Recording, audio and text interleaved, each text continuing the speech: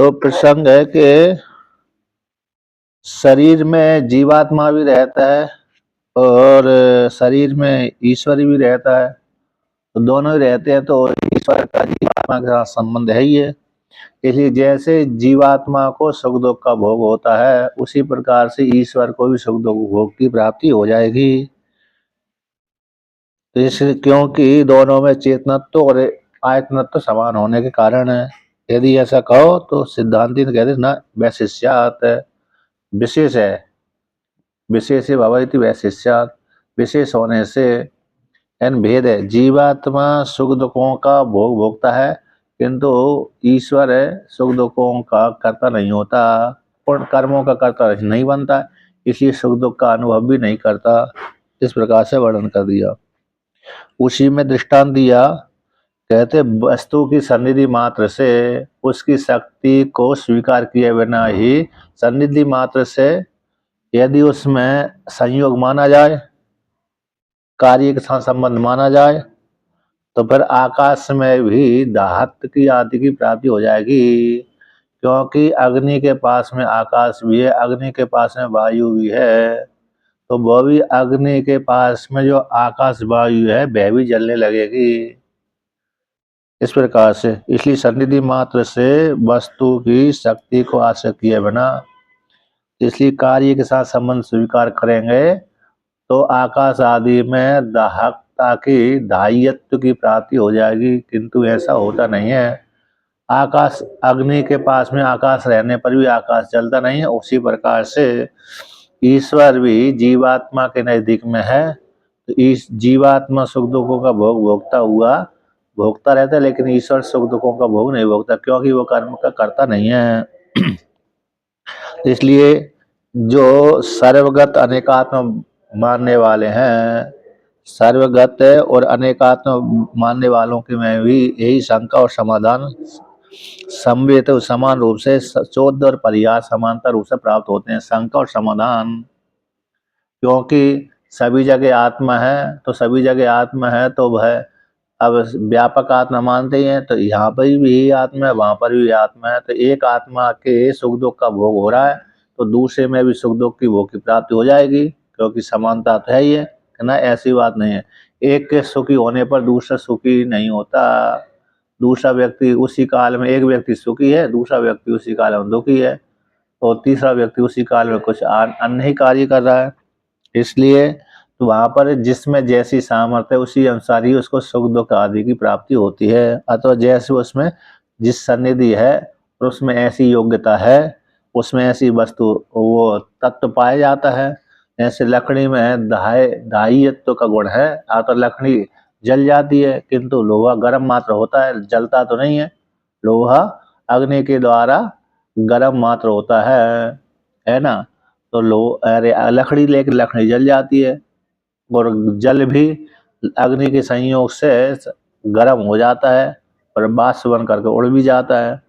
मृत्तिका है, वो भी विपरीत अग्नि के माध्यम से संबंध होते ही नष्ट तो नहीं होती, लेकिन परिवर्तन हो जाता है, रूपांतर हो जाता है, उसमें भी थोड़ा बहुत है। तो इस प्रकार से तो जिसमें जैसी वस्तु की सामर्थ्य, उस सामर्थ्य के अनुसार ही उसमें दाह्यत्व आदाह्यत्व की प्राप्ति होती है। सन्निधि मात्र से, सन्निधि के लेकर के केवल सन्निधि मात्र से वस्तु की शक्ति को स्वीकार नहीं करेंगे, तो कार्य के साथ संबंध स्वीकार करेंगे, तो फिर क्या हो जाएगा, आकाश आदि आदि में भी कोई दोष प्राप्ति हो जाएगी। इसलिए अब आगे कहते हैं कि यद्यपि एकत्वात् ब्रह्मणा आत्मांतर अभावात शारीरस्य भोगेन ब्रह्मणो भोग प्रसंग इति। यहाँ पर वर्णन करते हैं कि यद्यपि ब्रह्म का एक है, ब्रह्म तो एक ही है, एक अद्वितीय नया नाना किंचना, इस श्रुति के अनुसार। तो ब्रह्म का एक होने से आत्मांतर अभावात, ब्रह्म से भिन्न कोई दूसरी आत्मा है नहीं है, इसलिए जीवात्मा के भोग से ब्रह्म के भोग की प्राप्ति हो रही है। क्योंकि जीवात्मा है भाई, परमात्मा है, परमात्मा से भिन्न कोई जीवात्मा नहीं, जीवात्मा से भिन्न कोई परमात्मा नहीं है। तो क्योंकि श्रुति एक ही वर्णन करती है, एक अद्वितीय है, तो ब्रह्म का एक होने से और अंतर आत्मा अंतर अभावात, ब्रह्म से भिन्न कोई दूसरी आत्मा है नहीं है, इसलिए जीव आत्मा के भोग से ब्रह्म के भोग में भी प्राप्ति हो रही है। ऐसी प्राप्ति हो जाने पर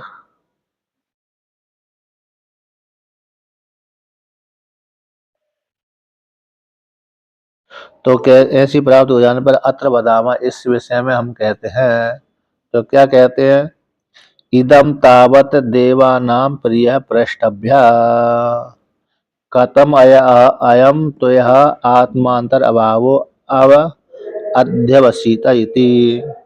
हम उनसे पूछते हैं देवानाम प्रिय, इदम तावत देवानाम प्रिय, देवताओं के लिए जो प्रिय है, तो देवानाम प्रिय एक है, कैसी है, निंदा वाचक है, मूर्ख है।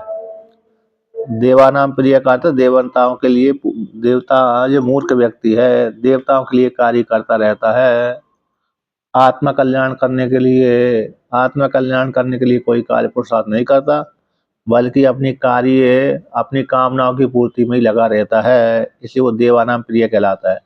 मूर्ख व्यक्ति, मूढ़ व्यक्ति, तो ऐसे मूढ़ देवानाओं के प्रिय जो मूढ़ व्यक्ति है, उससे हम पूछते हैं, उससे पूछना चाहिए, कैसे तुमने तुम्हारे द्वारा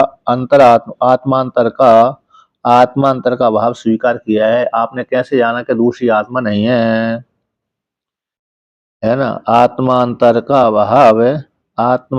अभाव का निश्चय तुमने कैसे कर लिया। तो ऐसे कहते हैं, तत्त्वमसि ही हम ब्रह्मास्मि न अन्नो अस्ति विज्ञाता इत्यादि शास्त्रेभ्य इति चेत। तो पूर्व पक्षी सिद्धांति से कहते हैं, यदि आप ऐसा मानते हो, अतः मूल कहता है, देखो भाई, सिद्धांति ने पूछा कि देवानाम प्रिय से पूछना चाहिए कि भाई आत्मांतर का भाव आपने कैसे जाना। ऐसी वाणी को सुन करके जो देवताओं का प्रिय है, मूर्ख व्यक्ति है, इन कामनाओं के उपभोग में ही लगा रहता है, ऐसा व्यक्ति वो कहता है कि देखो भाई, हमने शास्त्र के द्वारा जाना है कि तत्त्वमसि महावाक्य बोलता है, जीवात्मा एक ही, उस ब्रह्म से भिन्न कोई दूसरा है नहीं है। तत्त्वम पद के द्वारा एक ही परमात्मा का बोध होता है, हम ब्रह्मास्मि इस वाक्य के माध्यम से भी मैं ब्रह्म हूँ, इस प्रकार से अभिचिंतन होता है। तो न अन्यो अतो अस्ति विज्ञाता, उस परमात्मा से भिन्न कोई दूसरा जानने वाला नहीं है, परमात्मा ही विज्ञाता है। इसलिए हाँ, नीचे नीचे है उधर है, बहुत देर हो गई। तो इसलिए न अन्यो अतो अस्ति विज्ञाता, उससे भिन्न कोई विज्ञाता नहीं है। इति एवं इत्यादि शास्त्र के द्वारा इति चेत, ऐसा मान लिया, इत्यादि शास्त्र के माध्यम से जाना कि आत्मांतर अभाव है, अर्थात ब्रह्म से भिन्न दूसरी कोई आत्मा नहीं है। तो यथा शास्त्रम तर्हि शास्त्रीयो अर्थः प्रतिपत्तव्यो नः तत्र अर्धजरतीयम लभ्यम। यदि आप शास्त्र के द्वारा स्वीकार करते हैं, तो शास्त्र कहता है तत्त्वमसि अहम ब्रह्मास्मि इत्यादि वाक्यों के माध्यम से आत्मांतर का अभाव, आत्मांतर का अभाव का वर्णन करती है श्रुति। यदि आप ऐसा शास्त्र कहता है तो शास्त्र के अनुसार ही अर्थ करना चाहिए, मनमुखी अर्थ नहीं करना चाहिए।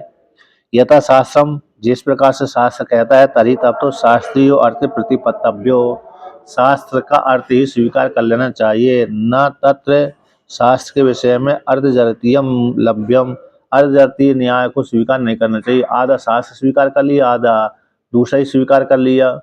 जैसे जैसे अर्धजरती है, यानी यहाँ पर कहते हैं नेत्र, आधे अंग, गले से ऊपर का जो अंग है, और जब मतलब कैसे स्वीकार कर रहे हैं, गले से नीचे का अंग को स्वीकार नहीं कर रहे, गले से ऊपर का अंग को स्वीकार करते हैं और गले से नीचे के अंग को स्वीकार नहीं करते। इसी को बोलते हैं अर्धजातीय न्याय। जैसे कुक्कुटी दूसरा दृष्टांत है, अर्ध कुक्कुटी न्याय। जैसे आधी मुर्गी खाने के लिए, आधी मुर्गी अंडे देने के लिए, ये संभव नहीं है, या तो खाने के लिए अथवा अंडे देने के लिए। इसलिए अर्धम मुखम मात्र जरत्या वृद्धा कामयते, टीका माया है, वृद्धा का आधा मुख मात्र ही कामना करते हैं। न अंगानी, न अंगानि इति, तो अन्य अंग की कामना नहीं करता। इति स्वयं अर्धजरितीय न्याय सच्चा अत्र न युक्ता, वह अर्धजरितीय न्याय यहाँ पर युक्त नहीं है। इस प्रकार से यहाँ पर इन्होंने ही कुक्कुटादिर एक देशो भोगाए बदिक ही पच्यते एक देशस्तु प्रचवाय कल्पते विरोधात। ये आनंद ग्रीक में ये नया नीच नया दिया है। एक नंबर टिप्पणी है उसमें जो आनंद गिरी में इस अर्धजातीय न्याय को कुक्कुटी को लेकर के दृष्टांत दिया है, अर्ध कुक्कुटी न्याय। तो कहते हैं नहीं कुक्कुट आदि का, कुक्कुट यानी जो है ना मुर्गा मुर्गी, तो मुर्गी आदि का एक देश तो भोग के लिए बधिकों के द्वारा और एक देश प्रसव के लिए रख लिया जाए, तो ऐसा संभव नहीं है, विरोध होता है। इसलिए शास्त्र का जैसा अर्थ है वैसे ही अर्थ करना चाहिए। तात्पर्य रूप से शास्त्रीय अर्थ ही स्वीकार करना चाहिए, अशास्त्रीय नहीं। आधा शास्त्रीय स्वीकार कर रहे और आधा मनमुखी। शास्त्रम च तत्त्वमसि इति अपहत पापमादित अपहत पापत्वादि विशेषणम ब्रह्म शारीरस्य आत्मत्वेन उपदिशत् शारीरस्य एव तावत् उपभोक्तृत्वं वार्यति। इसलिए क्योंकि शास्त्र कैसा करता है, अपहत पापत्वादि विशेषण वाला ब्रह्म तत्वमसि जो महावाक्य है, जैसे ब्रह्म कैसे अपहत पापमा वाला है, अपहत पापमा आदि से विशेषण वाला ब्रह्म शारीर का भी आत्मत्व रूप से उपदेश करता हुआ जैसे ब्रह्म अपहत पापमा आदि से युक्त है, उसी प्रकार से सारे जीवात्मा का भी आत्मत्व रूप से उपदेश करता हुआ शरीर के भी तावत उपभोक्तृत्व वार्यति, के जैसे ब्रह्म में भोक्तृत्वपना नहीं है उसी प्रकार से जीवात्मा में भी भोक्तृत्वपना नहीं है।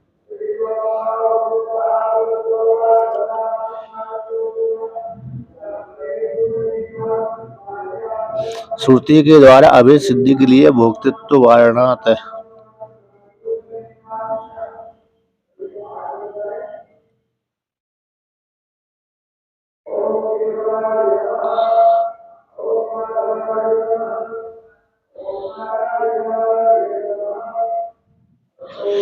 यहाँ पर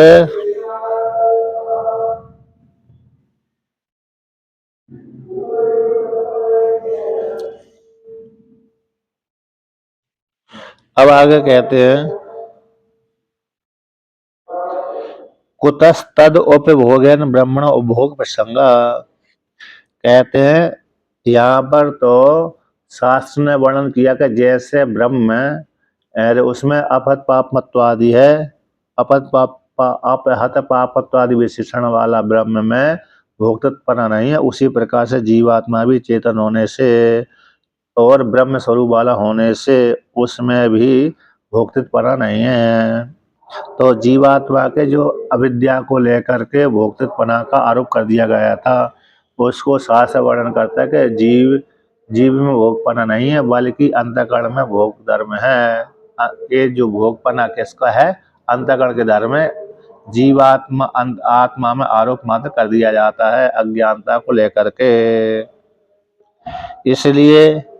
इसलिए शास्त्र उस जीवात्मा के सुख दुख का वारण कर देता है, बल्कि जीवात्मा के स्वरूप का बोध कराता है कि तुम तो भाई सुख स्वरूप हो, जैसे ब्रह्म है सुख स्वरूप उसी प्रकार से ब्रह्म से भिन्न तुम हो नहीं हो, और तुम भी कैसे सुख स्वरूप हो। अब कहते हैं कि कुतस्तद उपभोगेन ब्रह्मण भोग प्रसंग, कैसे जीवात्मा के भोग से ब्रह्म के भोग की प्राप्ति होगी, क्योंकि यहाँ पर जीवात्मा में और परमात्मा में बिंब और प्रतिबिंब को लेकर के कल्पित भेद है, पारमार्थिक रूप से भेद नहीं है। जीवात्मा में बिंब को लेकर के और प्रतिबिंब को लेकर के कल्पित रूप से भेद है, इसी को लेकर के भोक्तृत्व अभोक्तृत्व की व्यवस्था उत्पत्ति हो जाती है। तो भोक्तृत्व अभोक्तृत्व व्यवस्था की उत्पत्ति में कोई प्रयोजक न होने पर हेतु कहते हैं। मतलब ऐसे है के भोक्तृत्व अभोक्तृत्व की व्यवस्था की उत्पत्ति में कोई हेतु न, अप्रयोजक में हेतु है। यानी अप्रयोजक प्रतिबिंब और अप्रतिबिंब ये दोनों स्वीकार किए गए कल्पित रूप से है। कैसे? कल्पित रूप से।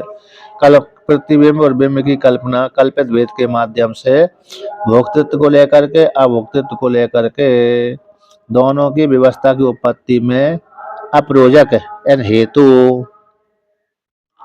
एक अप्रयोजक यहाँ पर अप्रयोजक है, प्रयोजक की प्रेरणा देने वाला नहीं, इसलिए तुमसे यह कहा गया है हेतु अप्रयोजक है। मतलब यहाँ पर कैसे जो हेतु कहा गया है अप्रयोजक है। कैसा?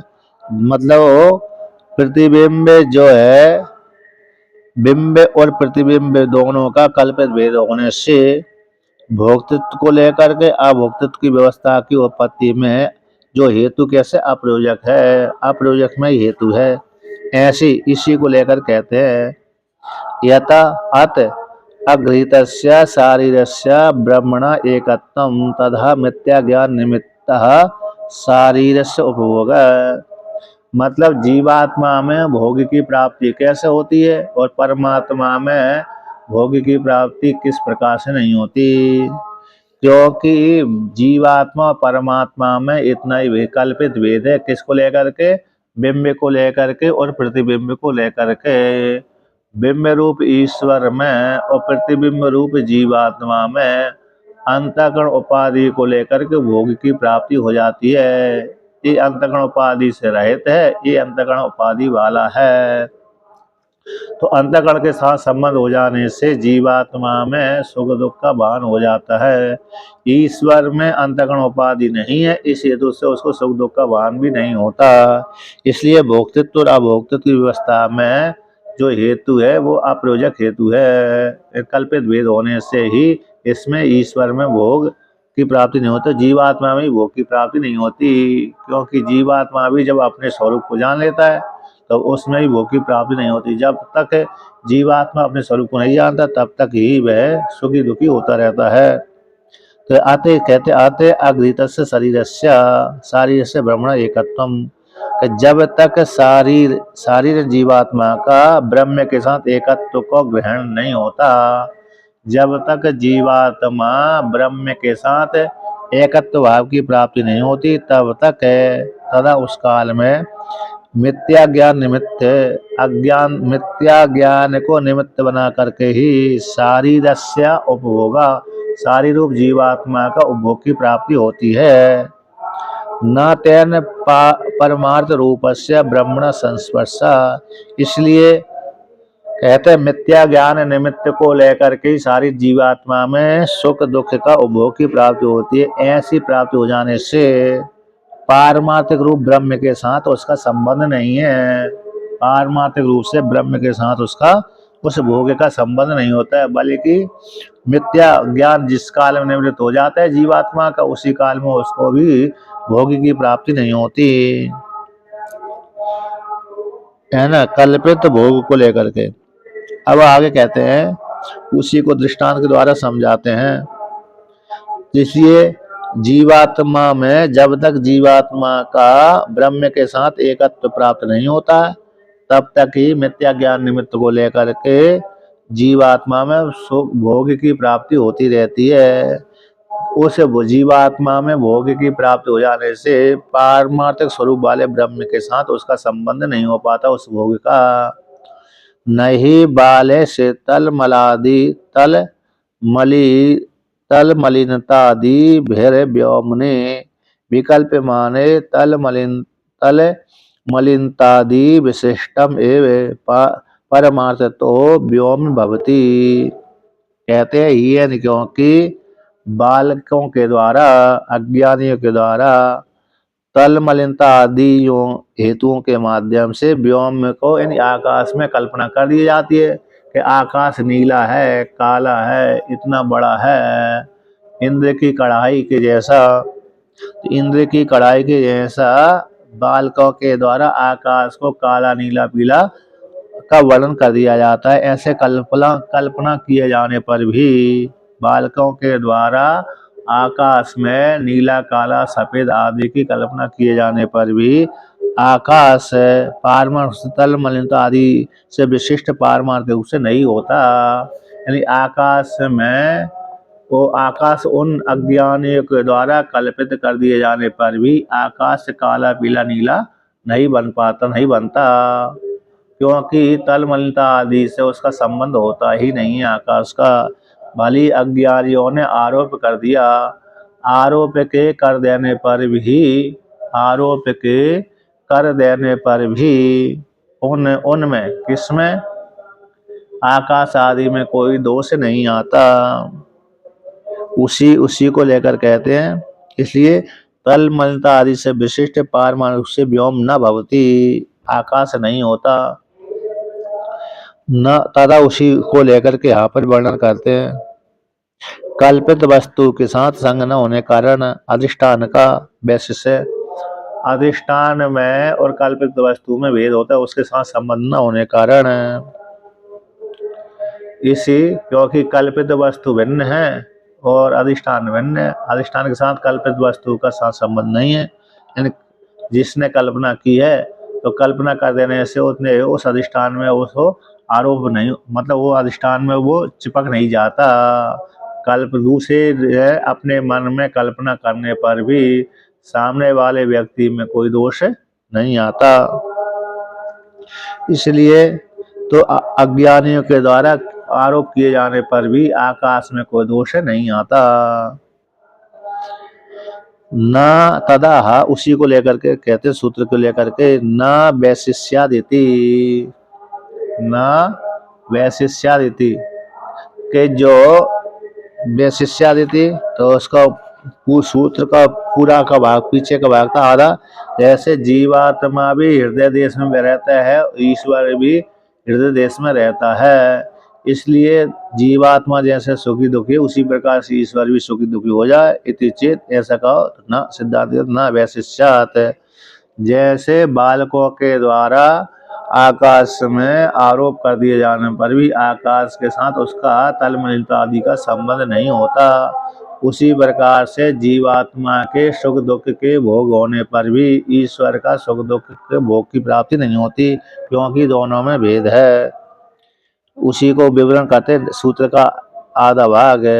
न एकत्वे अपि शारीरस्य उपभोगेन ब्रह्मण उपभोग प्रसंगा वैशिष्यात्। यह क्योंकि एकत्व होने पर भी, क्योंकि दोनों में चेतनत्व समान होने पर भी जीवात्मा में और ईश्वर में चेतन के एकत्व होने पर भी शरीर के जीवात्मा के सारे रूप जीवात्मा के उपभोग से ब्रह्म के उपभोग की प्रसक्ति नहीं होती, क्योंकि दोनों में भेद है। दोनों में जीव और ईश्वर में भेद है।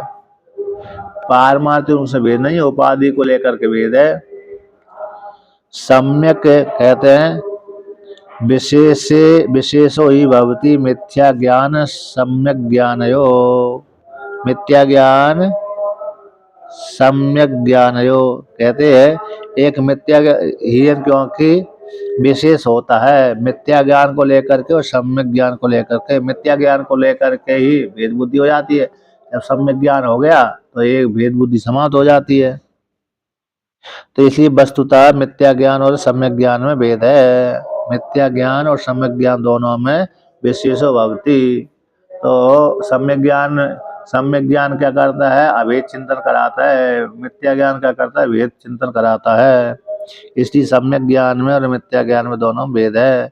मिथ्या ज्ञान कल्पित उपभोगा, मिथ्या ज्ञान के द्वारा कल्पित उपभोग, मिथ्या ज्ञान के द्वारा ही, मिथ्या ज्ञान निमित्त को लेकर के ही जीवात्मा में सुख दुख भोग की प्राप्ति होती है।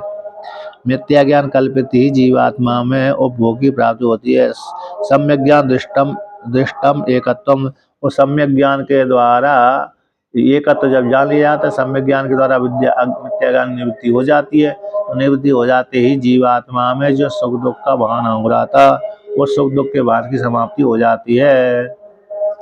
जैसे ईश्वर में सुख दुख नहीं होता, उसी प्रकार से जीवात्मा में सुख दुख नहीं होता। क्योंकि एकत्व ज्ञान हो गया। एकत्व को लेकर के ही सम्यक ज्ञान दृष्ट एकत्व, सम्यक ज्ञान के माध्यम से एकत्व का बोध होता है। एकत्व हो जाने पर जीवात्मा में सुख दुख दोनों का ही भान नहीं होता। नाचा उसी को कहते हैं।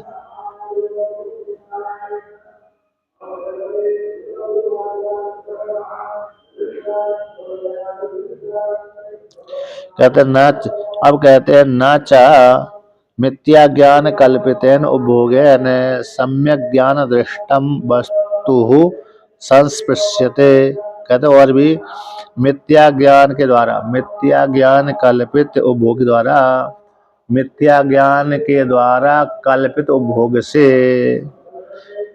अज्ञानियों ने मिथ्या ज्ञान को लेकर के जीवात्मा में उपभोग का भोग की आरोप कर दिया अथवा ईश्वर में भोग का आरोप कर दिया। उस भोग के द्वारा सम्यक ज्ञान के द्वारा दृष्ट वस्तु, जो सम्यक ज्ञान के द्वारा देखी गई वस्तु के साथ उस भोग का साथ संबंध नहीं होता, क्योंकि जीवात्मा में भी अज्ञानियों के द्वारा ही भोग का आरोप कर दिया जाता है। भाई जब जीव आचार्य शरण में जाकर के सम्यक ज्ञान प्राप्त कर लेता है, सम्यक ज्ञान प्राप्त करते ही फिर उसमें भी भोग की प्राप्ति नहीं होती। तो सम्यक ज्ञान के द्वारा देखी गई वस्तु में जो भोग की प्राप्ति हो रही थी, मिथ्या ज्ञान कल्पित के माध्यम से, मिथ्या ज्ञान को निमित्त बना करके उसे सम्यक ज्ञान के द्वारा देखी गई वस्तु के साथ संबंध नहीं होता। तस्माद न उपभोग गंधो अपि शक्य ईश्वर से कल्पितों, इसलिए उपभोग का गंध भी ईश्वर में कल्पना करने के लिए शक्य नहीं है। उपभोग का गंध मात्र भी, यहाँ पर भगवान भास्कर कहते हैं तस्माद न उपभोग गंधोपि, उपभोग का भोग की प्राप्ति, गंध मात्र भी भोग की प्राप्ति ईश्वर में कल्पना करने के लिए शक्य नहीं है।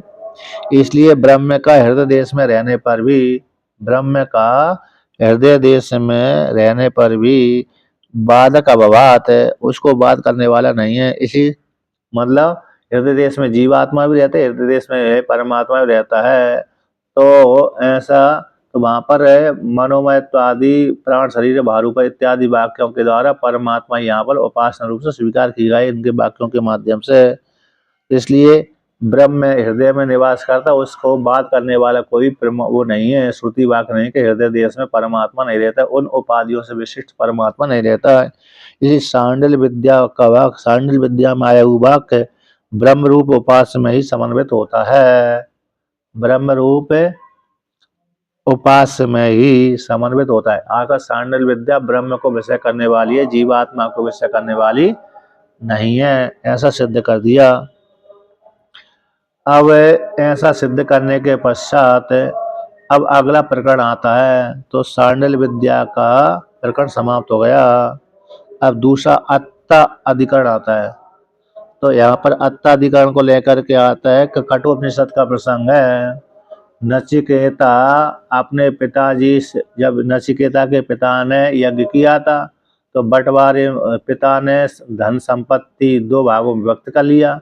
उसने कहा कि जो जो यज्ञ है बाज यज्ञ मतलब जो यज्ञ है सर्वमेध नाम का जो यज्ञ है जिसमें सब कुछ दान कर दिया जाता है, सर्वमेधस्य नाम का जो यज्ञ है उस यज्ञ में वो यजमान, यज्ञ करने वाला यजमान अपने पास में एक जोड़ी वस्त्र को छोड़ करके और खाने पीने के लिए बर्तन भी मिट्टी के ही छोड़ करके अन्य सोना चांदी आदि के बर्तन भी नहीं रख सकता, सब कुछ संपत्ति दान करना पड़ती है।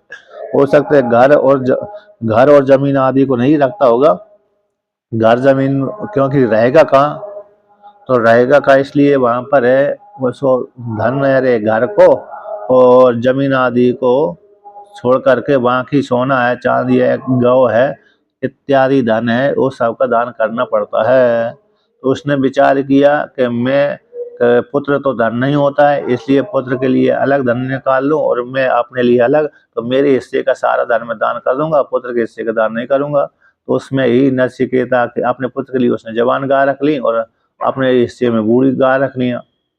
तो इस प्रकार से जो गाय रखनी है उसकी में अब उसी में ही तो उसने पुत्र ने देखा कि पिताजी मेरे कारण ही नरक में जाएंगे। यदि बूढ़ी गाय को कोई ले जाएगा तो ऋत्विज गाली देता हुआ जाएगा, जिससे पिता का अपयश फैलेगा। अपयश के माध्यम से वह नरक रूप फल की प्राप्ति होगी।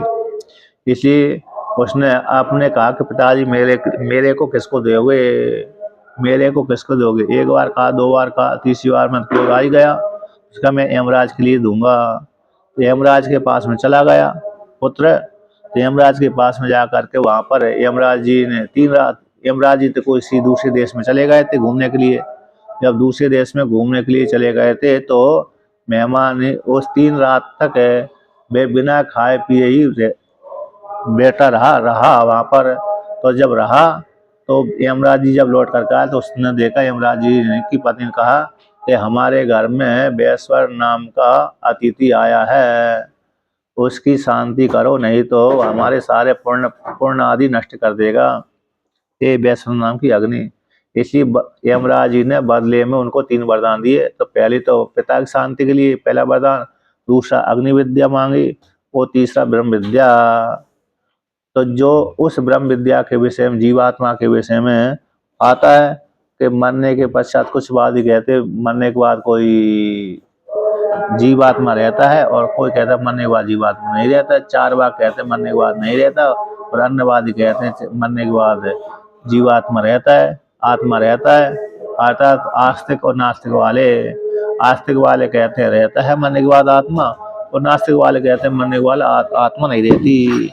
उसी के बीच में, उसी प्रसंग में आया है, यस्य ब्रह्म च क्षत्रम च उभे भवता ओदना मृत्युर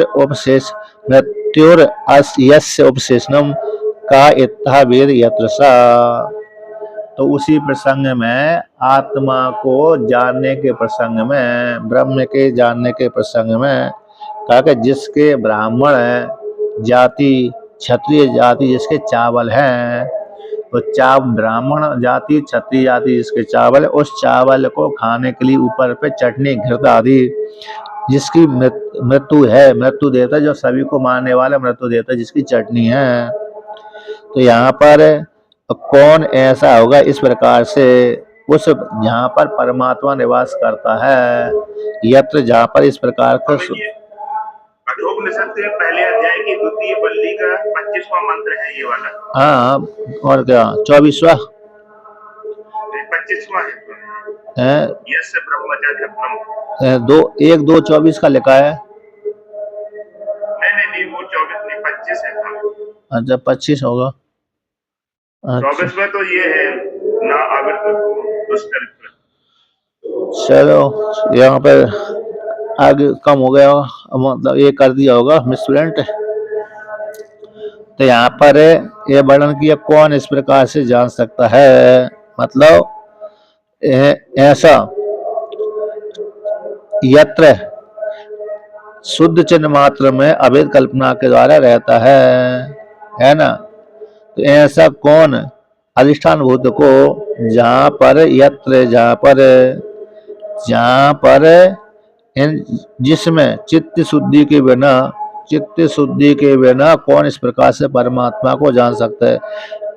शुद्ध चिन्ह मात्र में अभेद कल्पना के द्वारा रहता है, यत्र जहाँ पर रहता है, यत्र जहाँ पर रहता है, तो कहाँ पर रहता है, चिन्ह मात्र, शुद्ध चिन्ह मात्र में अभेद कल्पना के द्वारा जो रहता है, सा उस जो रहता है।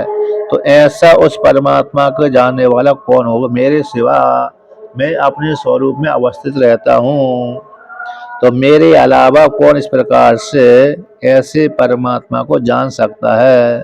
इस प्रकार से कौन इतना इस प्रकार से, इतम प्रकार से उस शुद्ध ब्रह्म को, उसे शुद्ध ब्रह्म को कौन इस प्रकार से जान सकता है, यानी अधिष्ठान भूत को कौन जान सकता है। चित्त शुद्धि के उपाय के बिना कोई भी नहीं जान सकता।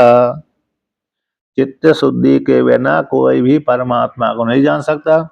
मैं जिस अधिष्ठान स्वरूप में अवस्थित रहता हूँ अभेद कल्पना के माध्यम से, शुद्ध चिन्ह मात्र में अभेद कल्पना के माध्यम से जो मैं रहता हूँ, ऐसे उस शुद्ध ब्रह्म को कौन जान सकता है, अर्थात बिना चित्त शुद्धि के कोई नहीं जान सकता। तो यहाँ पर जो ब्रह्म क्षत्रम च यस्य ब्रह्म क्षत्रम च उभय भवतः ओदना, तो ब्राह्मण को खा जाता है चावल बना करके, क्षत्रिय को खा जाता है चावल बनाकर, और मृत्यु को भी उसमें ऊपर के चावलों के ऊपर घी डाला जाता है ना, तो घी बनाकर खा जाता है। तो यहाँ पर जो ब्राह्मण क्षत्रिय को खाने वाला जो अत्ता है, भक्षण करने वाला है, तो यहाँ पर ब्राह्मण क्षत्रिय और मृत्यु देवता, तो ब्राह्मण क्षत्रिय यहाँ पर जाति उपलक्षण है। किसकी उपलक्षण है? संपूर्ण जगत का।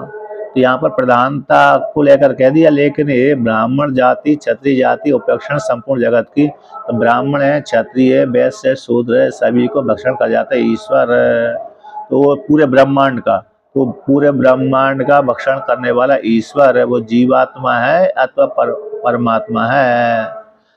जैसे सामान्य रूप से ब्राह्मण क्षत्रिय, यहाँ पर तो जीवात्मा ही हो जाएगा, क्योंकि भक्षण करने वाला तो जीवात्मा ही है, भक्षण करने वाला जीवा ईश्वर तो है नहीं है। इसलिए यहाँ पर ब्राह्मण क्षत्रिय है, वैश्य शूद्र आदि संपूर्ण जगत को भक्षण करने वाला, ये अर्थ लिया जाएगा। तो ये अर्थ लिया जाएगा, तो यहाँ पर वो भक्षण करने वाला कौन है? जीवात्मा है कि परमात्मा? तो इसलिए यहाँ पर पूर्व अधिकरण के साथ यहाँ पर ये कौन सी अधिकरण? प्रत्युदाहरण संगति बैठती है। कैसे बैठती है? जैसे पूर्व अधिकरण में ये वर्णन किया, कौन सा वर्णन किया कि पूर्व अधिकरण में जीवात्मा को कल्पित भोग स्वीकार कर लिया। ईश्वर में भोग नहीं है, बल्कि जीवात्मा में भोग है। किसमें भोग है? जीवात्मा में तो भोग होते हैं, ईश्वर में भोग नहीं होते। उसी प्रकार से यहाँ पर भी, हाँ अच्छा, उसी पर तो ईश्वर मतलब यहाँ पर जैसे पूर्व अधिकरण में पूर्व अधिकरण में कैसे हो गया? उपजीव उपजीवक भाग संगति बैठी है। प्रत्युदाहरण है उपजीव उपजीवक भाव है। जैसे पूर्व अधिकरण में ये सिद्ध कर दिया कि ईश्वर में भोग नहीं होते, बल्कि जीवात्मा में ही भोग होते हैं। कैसे होते हैं? पूर्व अधिकरण में ये सिद्ध किया था कि ईश्वर में भोग नहीं होते, बल्कि जीवात्मा में भोग होते हैं, क्योंकि हृदय देश में जीवात्मा रहता है, हृदय देश में परमात्मा रहता है। इसलिए जीवात्मा में सुख दुख का भोग भोगता रहता है, ईश्वर में सुख दुख का भोग भोगता नहीं है, वो साक्षी बन करके रहता है। उसी प्रकार से यहाँ पर भी इस अधिकरण में परमात्मा संपूर्ण जगत का भक्षण करने वाला है, किंतु जीवात्मा भक्षण भोग करने वाला होता है। इसलिए पूर्व अधिकरण के साथ इस अधिकरण के उपजीव उपजीवक भाव संगति बैठी है। यानी उस पूर्व अधिकरण से वो कारण बन गया, एक कार्य हो गया। कौन हो गया? दृष्टांत संगति अथवा कार्य कारण संगति, कार्य कारण संगति। पीछे का अधिकरण कारण और ए कार्य, उपजीव उपजीवक भाव है, उपजीव उपजीवक है। तो उपजीवक पीछे का हो गया, ये उपजीव कारण के द्वारा कार्य। जिस प्रकार से पीछे में जीवात्मा का भोग सिद्ध किया गया था, उसी प्रकार से यहाँ पर भी अगले जो अत्ताधिकरण है, इसमें भी जीवात्मा का भोग सिद्ध कर रहा है पूर्व पक्षी के अनुसार। पूर्व पक्षी यहाँ पर यहाँ पर जो जगत का भक्षण करने वाला है, भक्षण करने वाला जीवात्मा ही है, क्योंकि पहले पूर्व अधिकरण में ईश्वर को भक्षण करने वाला नहीं कहा गया था, भोग रूप से स्वीकार नहीं किया गया था, जीवात्मा में भोग रूप से स्वीकार किया गया था। तो इसलिए इस अधिकरण में जीवात्मा के भोग हैं, ऐसा पूर्व पक्षी कहता है। तो पूर्व अधिकरण उपजीवक हो गया, ये उपजीव हो गया, आश्रित हो गया। वो पीछे का अधिकरण आधार हो गया, तो आगे का अधिकरण आश्रित हो गया, आधे हो गया। आधार आश्रित है, इस प्रकार से। तो इसलिए उसको कहते हैं उपजीव उपजीवक। तद उपजीव पूर्व पक्षति, इसको लेकर के ये संगति आई है 429 नंबर पृष्ठ पे, नीचे से दूसरी पंक्ति। पूर्वत्र पूर्व में ब्रह्म का भोक्तृत्व नास्ति, पूर्व अधिकरण में ब्रह्म का भोग नहीं है, ऐसा कह दिया गया। किंतु इस अधिकरण, इसी पूर्व अधिकरण जीवात्मा का भोग सिद्ध किया गया, इस अधिकरण में भी उसी प्रकार से जीवात्मा का भोग हो जाएगा। इसलिए पूर्व का अधिकरण उपजीवक हो गया, इस ये अधिकरण उपजीव हो गया। पूर्व का अधिकरण आधार हो गया, ये आधे हो गया, इस प्रकार से। अब अधिकरण का पाठ करते हैं। जीवो अग्निरिशोभात्ता स्यात्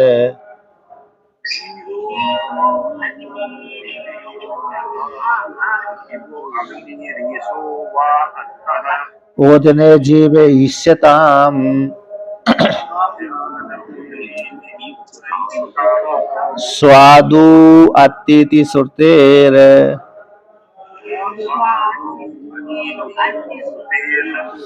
बन्निर्वाग्निरन्नाद इत्यतः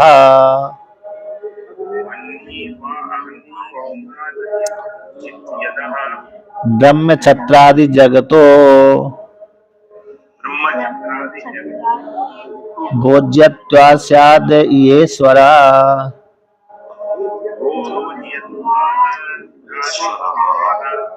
ईश प्रश्नोत्तरत्वाच्च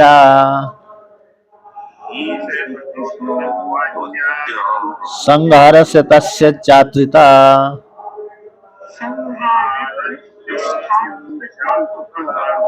तो यहाँ पर कहते हैं कि यस्य ब्रह्म च क्षत्रम च ओबे भवत ओदना मैतुर यस्य उपसेचनम का इत्ता वेद यत्र सा। जिस ईश्वर के ब्राह्मण क्षत्रिय ओदन बनते मृत्यु जिसकी चटनी बनती ऐसे उस परमात्मा को कौन जान सकता है। तो यहाँ पर जीवात्मा अग्नि अथवा ईश्वर अत्ता है। ओदन भक्षण करने वाला, ओदन को खाने वाला, मृत्यु जिसकी चटनी है ऐसा उसको ओदन को भक्षण करने वाला ब्राह्मण क्षत्रिय रूप जो ओदन है उसको भक्षण करने वाला जो अत्ता है। अत्ता शब्द से, क्योंकि अत्ता सब भक्षण करने वाला है तो भक्षण करने वाला है, तो यहाँ पर जो खाने वाला अत्ता है कौन, जीवात्मा है। तो अत्ता शब्द से यहाँ पर ओदन जिसके ब्राह्मण क्षत्रिय जिसके ओदन बन जाते हैं, तो ओदन किसके लिए, खाने के लिए है। चटनी भी खाने के लिए होते हैं। तो जो खाने वाला है जीवात्मा है अथवा अग्नि है अथवा ईश्वर है ना। कौन है, जगत का जो भक्षण करने वाला अत्ता है, भक्षण करने वाला है वो जीवात्मा है अथवा ओदन का भक्षण करने वाला जीवात्मा है अथवा ओदन को भक्षण करने वाला अग्नि है अथवा ओदन को भक्षण करने वाला ईश्वर है। ब्राह्मण क्षत्रिय और मृत्यु ओदन को भक्षण करने वाला जीवात्मा है का, ब्राह्मण क्षत्रिय अग्नि मृत्यु को भक्षण करने वाला अग्नि है का, ब्राह्मण क्षत्रिय उपलक्षित संपूर्ण जगत को मृत्यु देवता को भक्षण करने वाले ईश्वर है का कौन है। तो ऐसी प्राप्ति हो जाने पर ओदन की प्राप्ति होने पर जीव ईश्यता, क्योंकि ओदन तो प्राय करके जीव ही भक्षण करता है ना। जीव ही भक्षण करता है, क्योंकि प्राप्त देखते हैं प्राय करके जीवात्मा ही दाल चावल खाते रहते हैं और अन्न आदि का भक्षण करते रहते हैं। तो जिस प्रकार जहाँ पर अन्न की मतलब जहाँ पर गेहूं आदि पैदा नहीं होते, वहाँ जहाँ पर चावल ज्यादा पैदा होते हैं वहाँ पर व्यक्ति चावल ही ज्यादा खाते रहते हैं। तो जीव ओदन को भक्षण करने वाला होने से ओदन वाक्य के माध्यम से जीवात्मा स्वीकार कर लेना चाहिए। और श्रुति भी आती है स्वादु अत्ति इति श्रुति से, क्योंकि अनशन अन्न द्वया सपर्णा सविजा सकाय समानम वृक्षम परिशस्वाते तैव अन्न पिपलम स्वादु अत्ति। तैव अन्न जीवात्मा और ईश्वर में, इन दोनों के मध्य में जीवात्मा तो अपने मधुर फलों को भोग करता रहता है। स्वादु अत्ति यानी स्वादु अत्ति का अर्थ होगा जो अपने द्वारा सुकृत किए गए पुण्य पाप रूप जो कर्म है उन कर्मों के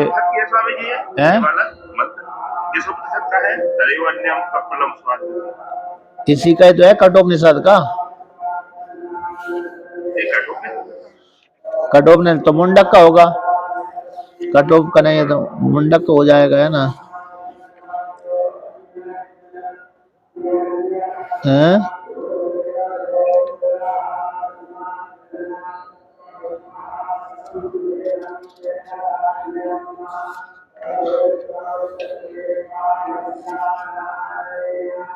कठोप का ही होना चाहिए, कठोप या तो मुंडक। तो देखिए यहाँ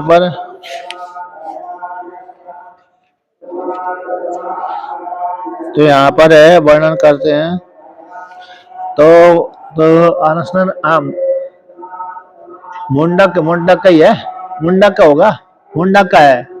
श्वेतास्त्र उपनिषद में भी आता है, श्वेतास्त्र उपनिषद का और मुंडक का दो जगह में आता है। तो देखिए यहाँ पर तो स्वादु अति तय अन्ना प्रबलम स्वादु अति। तो अरे जीवात्मा तो अपने द्वारा सुकृत किए गए पुण्य और पाप रूप कर्मों के फल का उपभोग करता है, ईश्वर साक्षी बनकर देखता रहता है। इस श्रुति के माध्यम से जीवात्मा ही यहाँ पर भक्षण करने वाला आत्म स्वीकार कर लेना चाहिए। अथवा श्रुति विकल्प करती है कि एक जगह अग्नि अन्नादा, अग्नि अन्न का भक्षण करने वाली है, इसलिए यहाँ पर अग्नि को स्वीकार कर लेना चाहिए। इति अदा, इसलिए अद यानी अन्न का भक्षण करने वाला, अत्ता अत्ता रूप से यहाँ पर अग्नि को, अग्नि अन्नादा श्रुति आदि अग्नि अन्न का भक्षण करने वाले, इसलिए अग्नि यहाँ पर अत्ता बन जाएगी अन्न का भक्षण करने वाला होने से, क्योंकि अग्नि में भोजन पकाया जाता है, इसलिए अन्न का भक्षण करने वाली अग्नि हो जाएगी। ऐसे पूर्व पक्ष, इसलिए चाहे ईश्वर चाहे जीवात्मा को स्वीकार कर लो, चाहे अग्नि देवता को स्वीकार कर लो। है मुंडक का, हाँ मुंडक का ही है, मुंडक का है, श्वेतास्त्र उपनिषद का और मुंडक का, दोनों का। अब यहाँ पर ऐसा पूर्व पक्षी के द्वारा जीवात्मा और अग्नि देवता दो प्राप्त हो गए। अब उसको खंडन करने के लिए यहाँ पर सिद्धांति कहता है कि ब्रह्म छत्रादि जगतो भोज्यत्वात् स्याद् यह ईश्वरा, कि ब्राह्मण क्षत्रिय उपलक्षित संपूर्ण जगत का भक्षण करने वाला ईश्वर है। जीवात्मा में ऐसी सामर्थ्य नहीं हो सकती कि जीवात्मा संपूर्ण जगत का भक्षण कर सके। तो ब्राह्मण क्षत्रिय कौन सी है? उपलक्षण के लिए है। ब्राह्मण क्षत्रिय उपलक्षित संपूर्ण जगत, इस संपूर्ण जगत को भक्षण करने वाला कौन है? ईश्वर है। ईश्वर ही संपूर्ण जगत को भक्षण करने वाला होता है, इसलिए ब्रह्म छत्रादि जो भोज्य होने से शायद ईश्वर के ही सारे भोग हैं, इसलिए ईश्वर यहाँ पर जगत का भक्षण करने वाला अतः स्वीकार कर लेना चाहिए। और ये प्रसंग आया है, कौन सा प्रसंग आया है? कहते हैं ईश प्रश्नोत्तरत्वाच संघर्ष तस्य अतिता, यहाँ अन्यत्र धर्मात् अन्यत्र अधर्मात्, अन्यत्र धर्मात् अन्यत्र अधर्मात्, अन्यत्र अस्मात् कृत्य अकृतात्, अन्यत्र भूताच भव्याच एतद् पश्यसि तद् बता। जो धर्म से भिन्न है, अधर्म से भिन्न है, जो कृत्य से भिन्न है, जो कृत्य के द्वारा प्राप्त नहीं होता, अकृत परमात्मा कृत्य के द्वारा प्राप्त नहीं होता। जो भूतकाल और कृत्य प्रत्यक्ष और परोक्ष से भिन्न है ना। और भूत भविष्यत वर्तमान काल से भी जो भिन्न है, जिसको तुम जानते हो उसको मेरे ही बताइए। इस प्रसंग में ये प्रकरण आया है, तो प्रकरण किसका चल रहा था? जो धर्म से अधर्म से तीनों कालों से जो भिन्न है, तो तीनों कालों से भिन्न कौन है? धर्मदर्श से, और तीनों कालों से भिन्न परमात्मा ही है। तो परमात्मा का प्रसंग होने से यहाँ पर ईश्वर ही यहाँ पर जगत का भक्षण करने वाला है। और क्योंकि संहार, संपूर्ण जगत का संहार ईश्वर में, संपूर्ण जगत के संहार करने की सामर्थ्य ईश्वर में हो सकती है, जीवात्मा में नहीं हो सकती। संपूर्ण जगत के संहार की सामर्थ्य ईश्वर में है, जीवात्मा में नहीं है। इसलिए यहाँ पर है ब्रह्म क्षत्र उपलक्षण संपूर्ण जगत को भक्षण करने वाला ईश्वर ही स्वीकार कर लेना चाहिए। तो जगत का भक्षण करने वाला कौन है? ईश्वर है। अत्रिता तो अत्ता, तो अत्ता ओदन ब्राह्मण क्षत्रिय उपलक्षण संपूर्ण जगत को भक्षण करने वाले ईश्वर ही यहाँ पर उपास्य रूप से स्वीकार किया गया है, ना कि जीवात्मा। ये सिद्धांत के द्वारा सिद्ध कर दिया। अब सूत्र का पाठ करते हैं। अत्ता चराचर गृणात,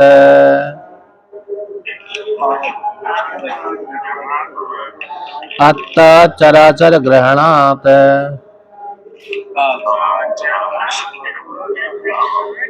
कहते हैं चर और अचर का ग्रहण होने से यहाँ पर अत्ता यानी ईश्वर ही है।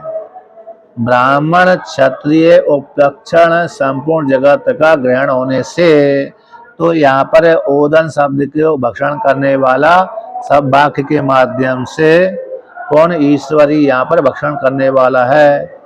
ईश्वर ही संपूर्ण जगत का भक्षण करता है, इसी ईश्वर ही यहाँ पर आता है, क्योंकि चर अचर का ग्रहण होने से। अब इस प्रकार से सिद्ध कर दिया। ऐसा कथन करने के बाद शोर सुनाई पड़ा है कि नहीं पड़ा है? सुनाई पड़ रहा है, मंत्र आ रहे हैं, सुनाई दे रहे हैं। हाँ, पूजन कार्यक्रम है, कार्यक्रम में बैठे हुए थे। जी का जन्मदिन है। जी जी जी।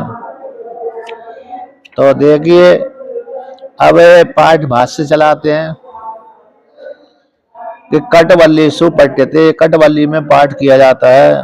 तो यस्य ब्रह्म च छत्रम च उभे भवता चोदना ओदना मृत्युर यस्य उपसेचनम का इत्ता वेद यत्र स इति। कि जिस परमात्मा के ब्रह्म यानी ब्राह्मण जाति और चैन और क्षत्रिय क्षत्रिय जाति च उभे भवता ओदना जिसके चावल हैं, और मृत्यु उस चावल के ऊपर पड़ने वाली चटनी है, ऐसे संपूर्ण जगत को भक्षण करने वाला उस ईश्वर को, ब्रह्म रूप ईश्वर को कौन व्यक्ति है, इस प्रकार से वेद जान सकता है। जिस परमात्मा में यत्र जहाँ पर जिस परमात्मा में मैं अवस्थित रहता हूँ अभेद कल्पना के माध्यम से, स है सब है परमात्मा इस प्रकार से अपने स्वरूप में अवस्थित रहता है, मैं इस प्रकार से अपने स्वरूप में अवस्थित रहता हूँ। ऐसे उस परमात्मा को कौन जान सकता है, अर्थात कोई भी नहीं जान सकता। तो टीका में आया है यस्य ब्रह्म छत्रादि जगत ओदन है, जिसके ब्रह्म छत्रादि जगत ओदन है। मृत्यु सारे प्राणियों को मारक है, जो मृत्यु जिसकी उपसेचन है। ओदन संस्कार के लिए घृत प्राय है, ओदन के संस्कार के लिए घृत प्राय है। सब अत्ता है। तो स शब्द कब है, अत्ता शब्द अर्थ कर दिया। तो कौन इस प्रकार से इत्तम इस प्रकार से भी परमात्मा को जान सकता है। सब अत्ता, क्योंकि स अत्ता, अत्ता भक्षण करने वाला ईश्वर। तो अतः यत्र शुद्ध यत्र शब्द का अर्थ करते हैं यत्र शुद्ध चिन्ह मात्र में अभेद कल्पना से रहता है। बताते मैं रहता हूँ, मैं शुद्ध चिन्ह मात्र में अभेद कल्पना के माध्यम से, अभेद कल्पना के माध्यम से मैं रहता हूँ। ऐसे और शुद्ध ब्रह्म को, तत्शुद्ध ब्रह्म को इत्तम प्रकार से ईश्वर का भी अधिष्ठान भूत है, जो ईश्वर का भी अधिष्ठान भूत है। शुद्ध जो ब्रह्म है इत्तम इस प्रकार से जो ईश्वर का भी अधिष्ठान भूत है। इसलिए ऐसे अधिष्ठान भूत परमात्मा को वेदा कौन जान सकता है। अर्थात चित्त शुद्धि उपायम, चित्त शुद्ध्यादि उपायम बिना कोपी न जानाति।